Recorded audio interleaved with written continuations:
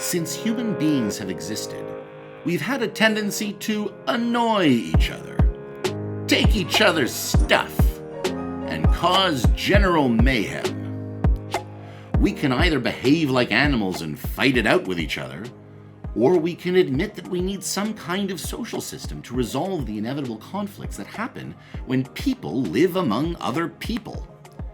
At the time of the Exodus, the concept of a court of law that treated everyone equally, regardless of wealth or status, was fairly revolutionary, first conceived of only a couple hundred years earlier in Assyria with the Code of Hammurabi.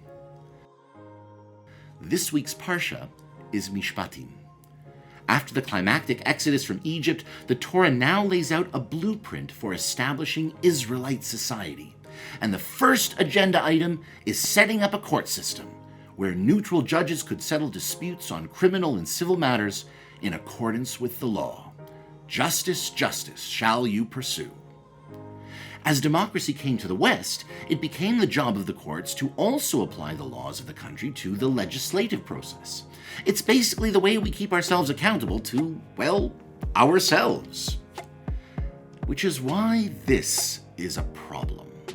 The recently elected far-right government in Israel took a clear step today toward passing highly controversial judicial reform, and its actions have created a massive reaction among Israelis who stand against it, saying they could fundamentally alter Israel's democracy.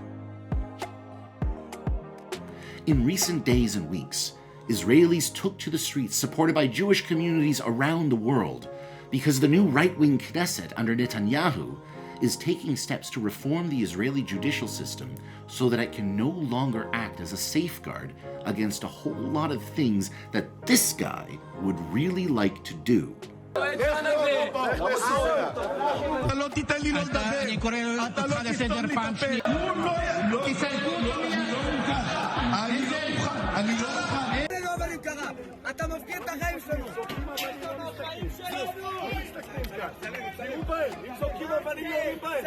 Make no mistake, the Knesset's proposed reforms for the Israeli Supreme Court will have a huge effect on a wide variety of the most critical issues, including settlement expansion, LGBTQ rights, and exemptions from army service for the ultra-Orthodox community.